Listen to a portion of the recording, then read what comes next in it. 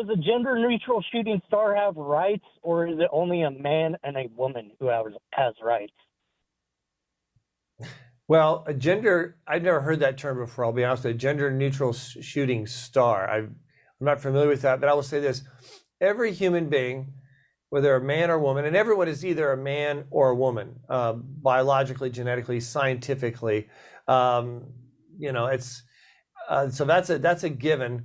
That they can, deem themselves to be binary or non or whatever, but everyone is a man and woman. But the point is, every human being has fundamental rights under the Constitution. For all kinds of things: the right to bear arms, the right to freedom of speech, free exercise of religion, due process, etc.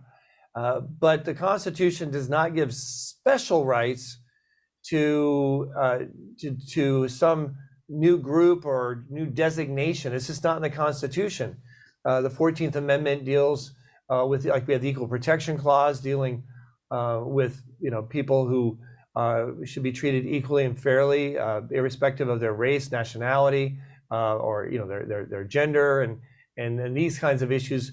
But transgender or non-gender or special kind of gender identity groups, though the Constitution doesn't give any kind of special protection for people to deviate from the laws of nature and nature's God, man and a woman, and they're not entitled to any special privileges that in any way usurp or trounce upon the rights and freedoms of others, which is really what we're talking about here. People of faith losing their jobs, students in schools being ostracized because their beliefs don't comport with this new religion of the radical LGBTQ movement that they're trying to thrust down the minds and throats of every citizen, and they're not going to get away with it. Yeah, exactly. And James, too, what's interesting about this whole thing is the agenda behind these identity politics is really to divide the country. There are powers that be in our country and outside of our country who want to see America brought down. And this has been in the works for a long time now. And we're seeing, I hate to use this word, but we're seeing the fruit of it right now. But James, I would commend a movie or a documentary for you to watch. We actually showed it in our church, and people were just amazed when it came to these issues.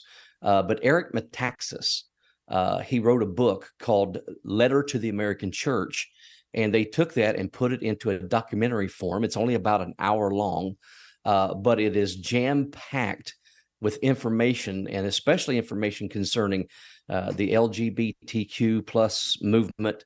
And but it really had a section in it where it talked a lot about and explained a lot about the identity politics, about how other regimes, Hitler and others in the past, Mao in China, used these same kind of politics, where we take people and we divide them up into these little groups, and to where now these little groups are just a certain group of people that demand certain rights and this and that, and all it does is it pits the people of America against each other, or people of a country against each other.